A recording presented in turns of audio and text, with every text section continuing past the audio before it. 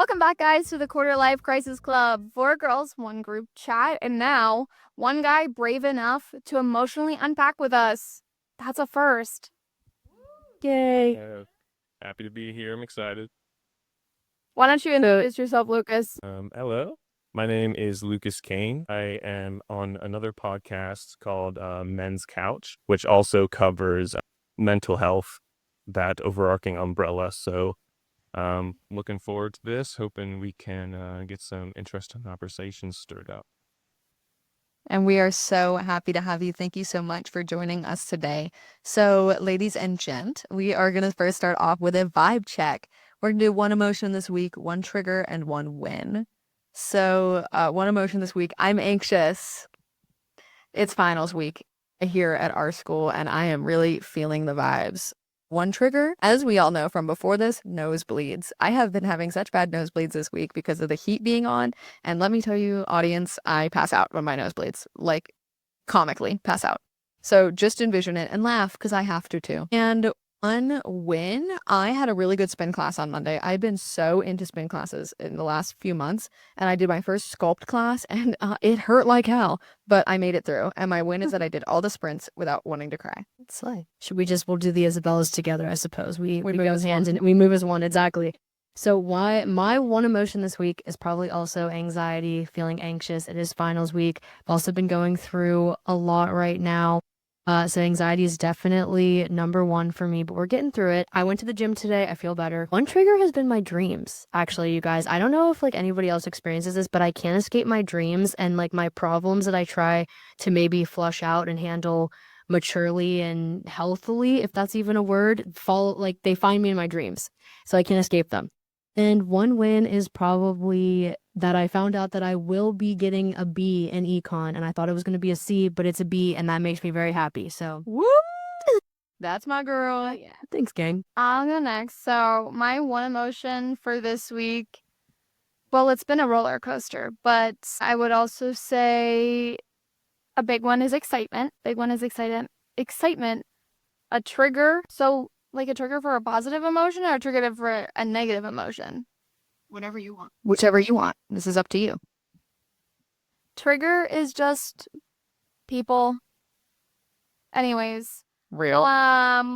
One win is that my birthday party's this week. I'm turning 21. Living my hot girl era. Got my hair cut. I'm so excited. So I would say at one emotion was this week is confusion. I am so confused with final and everything, and I look at my little calendar. I'm like, what am I doing? What am I doing the next day? But I would just say that, and then a trigger this week that is a hard one.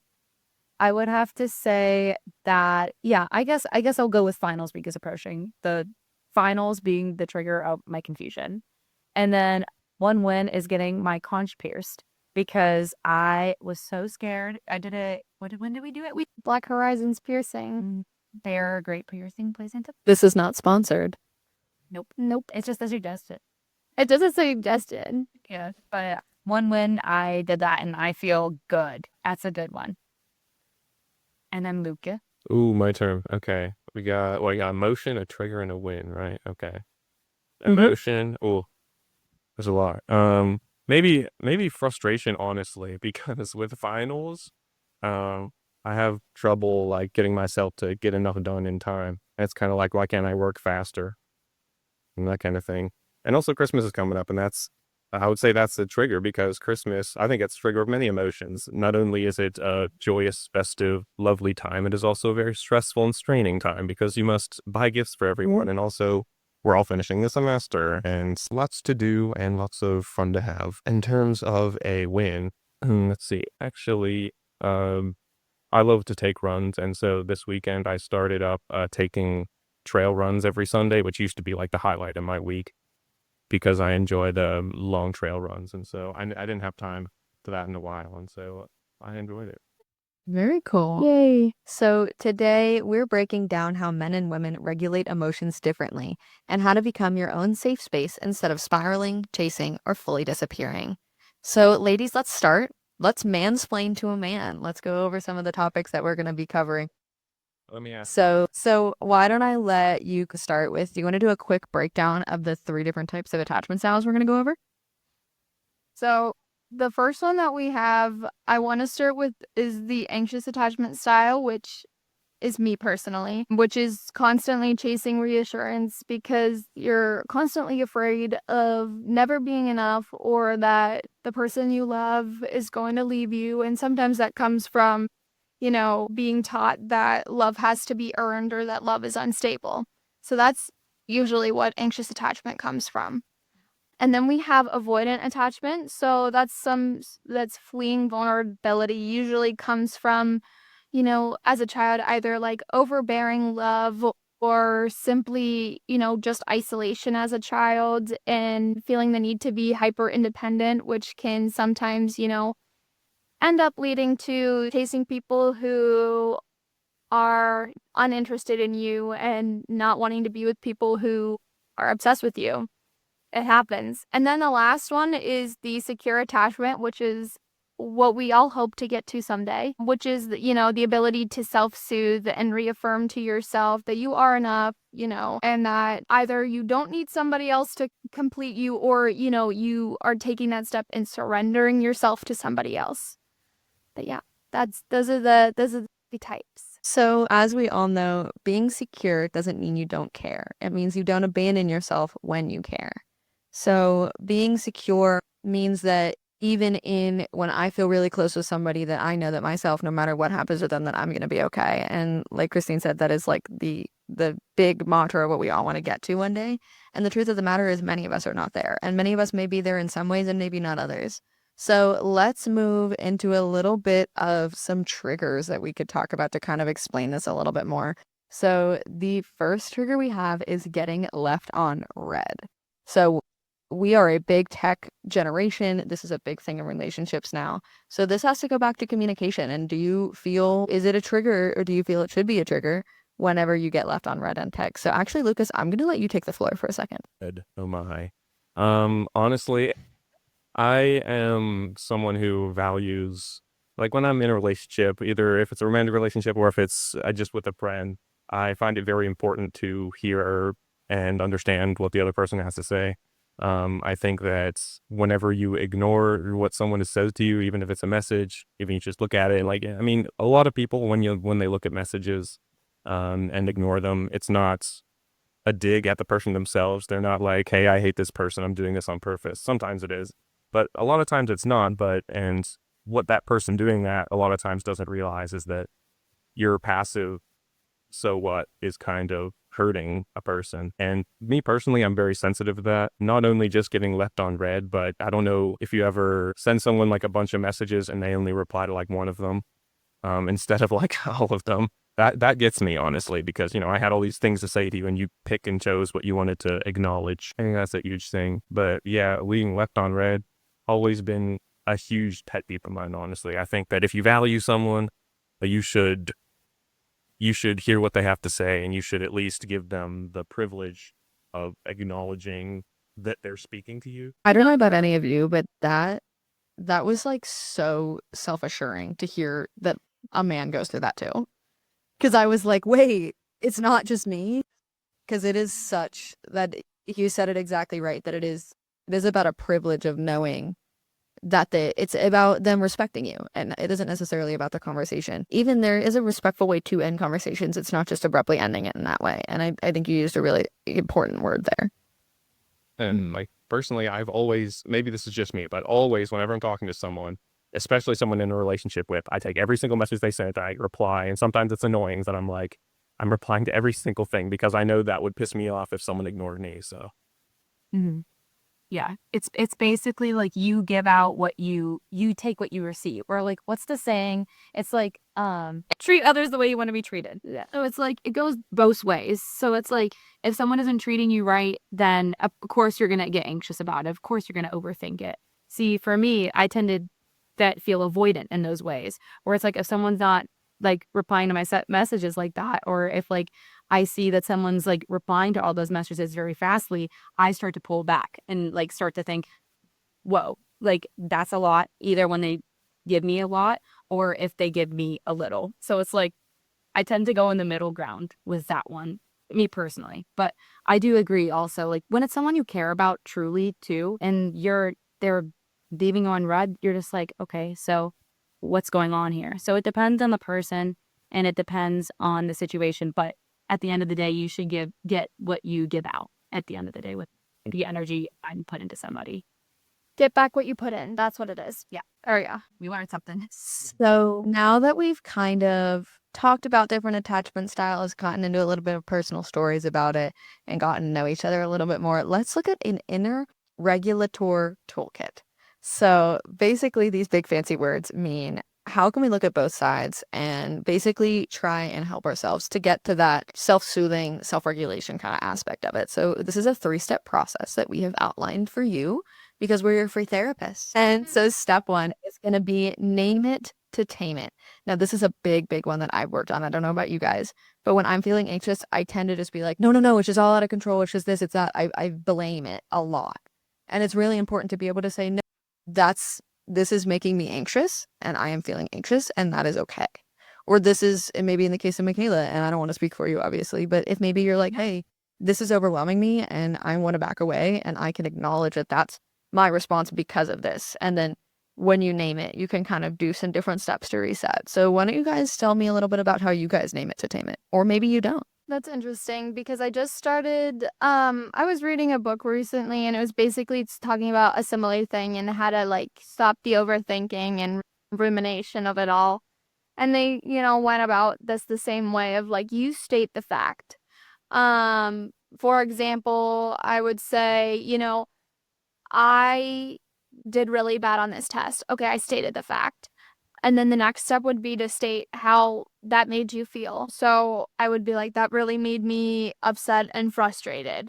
Now, how can I reframe it so that moving forward, like, how can I live my life positively without that, like, just without thinking about that? Because obviously I took the test. I can't control it now, but I can just be like, oh, okay, like, you know, my life would be better if I just, took some more time or I went over it with the professor or whatever the case may be, or, I stayed in a couple extra nights to study.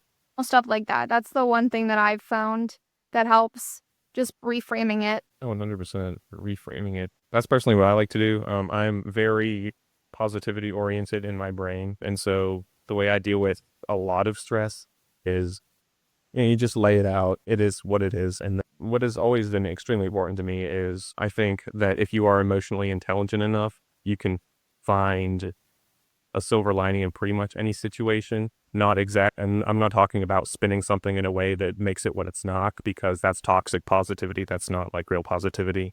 You need to accept things for what they are, and to find a little glimmer of hope. That's my strategy, because I think that what I'm good at is finding hope in anything really, and I think that's an important thing to practice. You lay out what you did wrong. Maybe I didn't study enough. I was studying the wrong material. Yeah, that is what it is. But because of this, I now understand how to study better next time. It's just that kind of thing that is always best for me. Taking anything that comes your way and making this mistake will help me later, because I've already made this mistake. I won't make it again. I do think that goes in step 2, which is the regulation process of it all. So like you got to take a step back and like realize, okay, this is the framework. This is how we framed it. We got to lay it out. We're laying it out. We're regulating the process. So we're defining those key things that we are anxious or overwhelmed about, and you just take that step back. So that leads into our step 3 process, which is the secureness, like the self-talk. So this could be like just giving yourself a positive message by the end of the day, where like I can pass that test, or I can maybe study more to do better on the next test. So it's just kind of giving you that self-talk of like calming yourself down after you framed this thing that that you feel anxious about, and that's okay.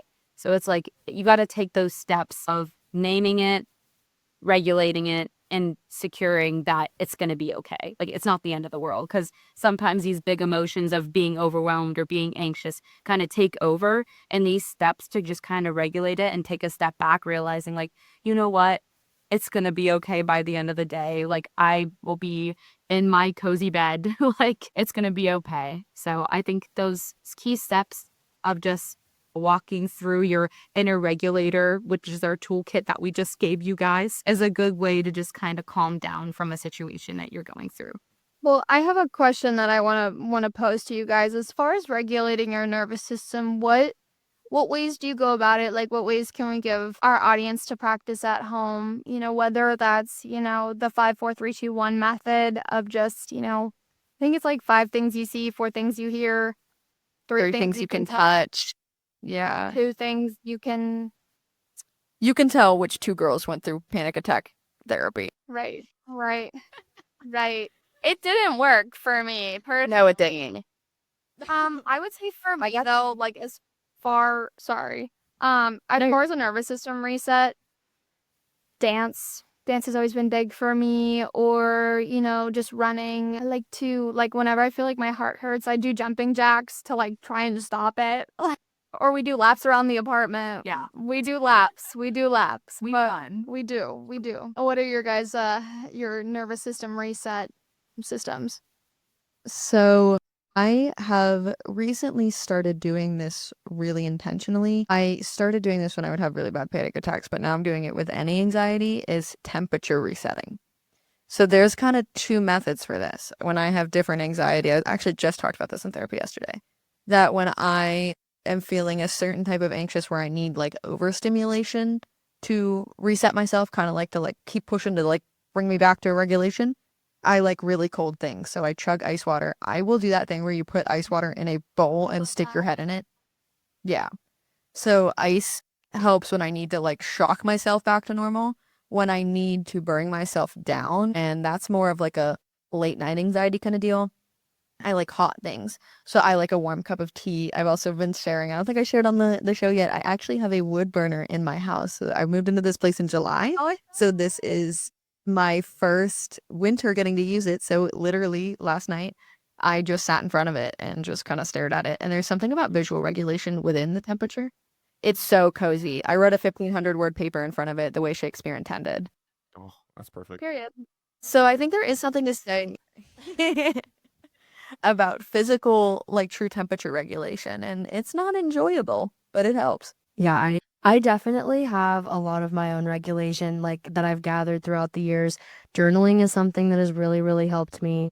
I love journaling, and every time something happens and I get away from it, and then something unfortunate happens, I always find my way back, and it always helps me, whether that's creating visual collages to understand how I'm feeling. You know, you naturally find yourself gravitating towards certain pictures in magazines and cutting them out, and you're like, oh my gosh, like I've put this thing together and I've told this story about how I'm feeling, and that really helps me. Or writing things down. I also got into running in the past year, and that is such a freeing feeling. Just listening to your favorite music and like taking off, like nothing can stop you. Yes, Lucas, yes. It feels so good. And then also like crying, like to be completely transparent, as everyone, you know, here knows for the most part, I'm going through a breakup right now. It's extremely painful and heartbreaking. And when people give you all of their advice, you know, you take it in and take it in and take it in, and you don't know what to do with all of it. And people say, let yourself feel. And I was like, yeah, I have no idea what that means. Like, what does that mean? I feel everything all of the time. And the other night I started crying in the shower randomly, and I was like, this is horrible, like where is this coming from? And I was like, no, this is like wonderful. This feels so good. And I actually identified what I was feeling and what caused me to feel that way, kind of like we talked about. So it was just everything all together for me. And so like allowing yourself to feel through crying, running, journaling, it all really helps regulate your emotions, in my experience. It's different though. Yeah, it really does. Y'all ever had a good car sob on the highway? I've had like a mental breakdown on the highway, and I like should have pulled over, but I recommend Conan Gray for those moments. For me, like, Is it Heather Day? Oh, yesterday was Heather Day. oh, yeah.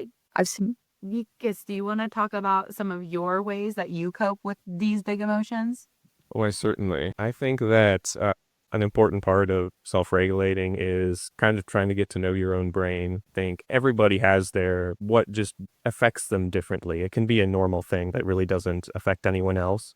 But I think if you have something, either something you're very passionate about, something that just is you're very sensitive to, this is kind of strange, but I have such an odd obsession with turtles that if I'm like genuinely in like a very bad mood or if I'm panicking, I genuinely, if I like look at a picture of a turtle, it'll like make me feel emotions. Like if I look at a video of a turtle or I have a turtle, I just go down and I like play with him for a little bit. And like, I don't know what it is, but the image of a turtle just puts a strong sense of like joy in the back of my head that sometimes I'll just look at pictures of like baby turtles and I'll like feel like crying. And so like it's strange, but It's a grounding technique. I think I mean, that that's, yeah. you have something, and sometimes it works just to something that makes you feel a certain way, and then you can come to that thing whenever you need a emotional reset. I look at pictures of my dog. Pictures the pet I is a love- good one. I love playing with my bunny. He could be an emotional support bunny because he can like sense that, and there is something therapeutic about. Now, this is my weird thing because we all need to share our weird things. I feel like it's therapeutic. I sniff the crap out of my bunny. He smells so damn good. I love just when I'm upset, I just grab him and I sniff him. Just come here. I just sniff him, and he just smells so good. Aw, I love that. That's awesome. See, I smell Michaela. Me. Whenever I have a bad dream, I get up in the middle of the night and I bust her door down and I say, Michaela, I can't sleep. Let me sleep with you. Now you want to say, let me smell you. Let me give a sniff of that. Let me get a snip of that. Her hair smells good though.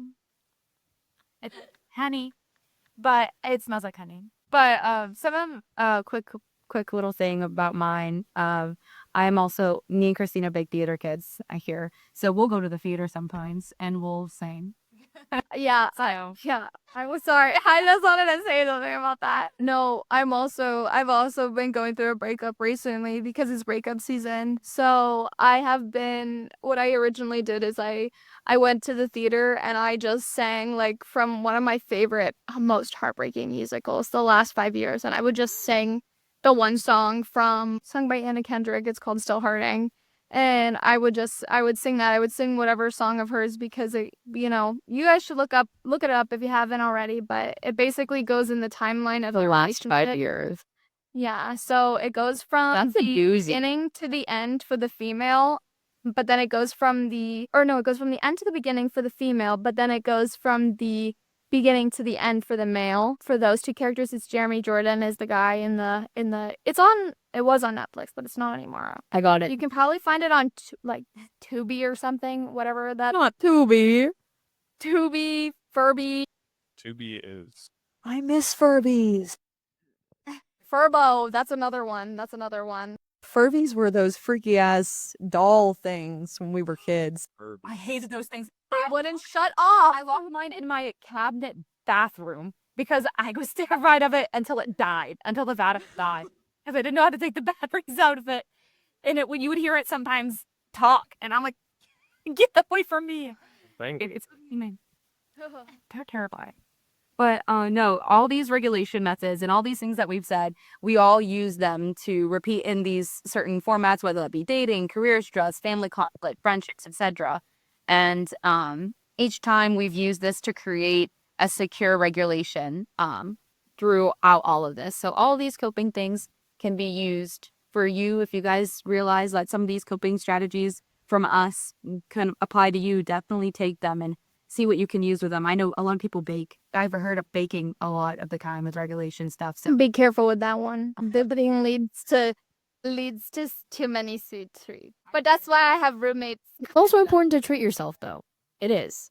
Treat yourself and look at turtles. And cry in the shower. Dubai chocolate ice cream can heal souls. Yeah, actually. I Chocolate love ice cream with some good sprinkles. Well, we just want to ask our listeners that this week, whenever you feel triggered, don't text, don't ghost, and don't spiral.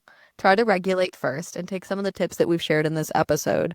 And we want to hear from you. We believe that it's important to share just as we've shared today. So go ahead, sound off in our comments and let us know what triggered you this week, what your anxious self maybe wanted to do, and what your secure self did instead, because we love to share this. And we just want to say thank you again to Lucas. Thank you so much for coming on our episode today. We really appreciated it. And everybody go stream My Men's Couch on any streaming service that you get your podcasts.